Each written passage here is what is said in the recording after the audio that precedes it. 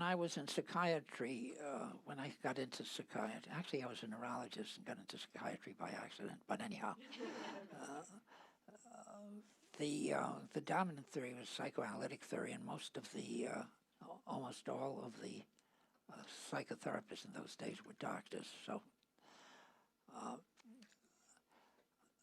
after I did my psychoanalytic training, I wanted to do some research. I wanted to test out the hypothesis that depression is caused by inverted hostility.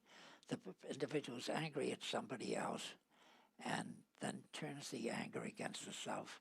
And this is then represented in a need to suffer. And it makes really good sense that you see the need to suffer in everything that the depressive feels and does. They don't have any pleasure. They're very self-critical themselves. They'll even commit suicide. They will do things that are counterproductive. And indeed, it seems that self-suffering, or the need to suffer.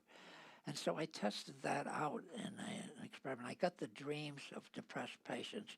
And indeed, the dreams showed that the patient was portrayed as a loser, things were bad happening. And again, it seemed to all have to do with the need to suffer.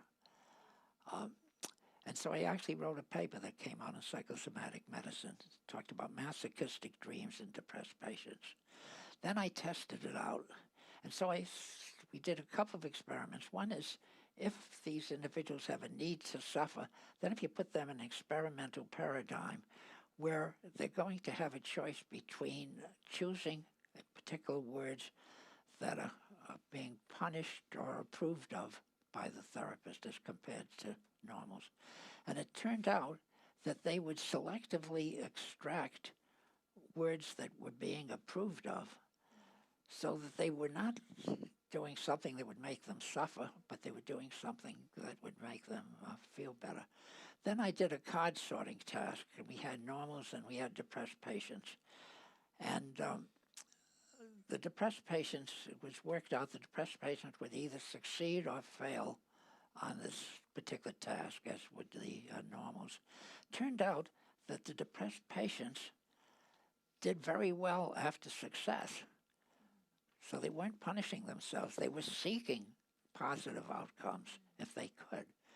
And whereas, it's just interestingly, the normals did better after failure.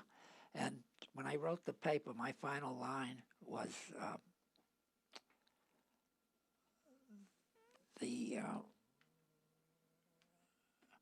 for depressed patients, nothing succeeds like success, and for non-depressed patients, nothing succeeds like failure. Anyhow, so this was the experimental aspect that shifted my mind away from the original hypothesis.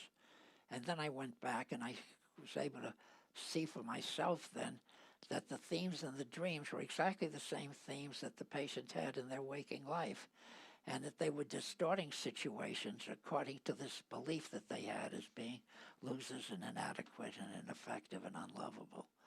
And so it was this belief in themselves, this belief that they carried on about themselves, that then led to misinterpretations of reality.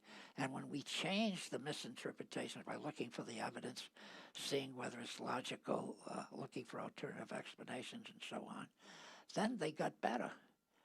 And as I've mentioned many times, Judy's heard me say this, after 10 or 12 visits after I was doing this, my practice shrunk, because the patients would say, Dr. Beck, you've helped me a lot, but it's time to say goodbye.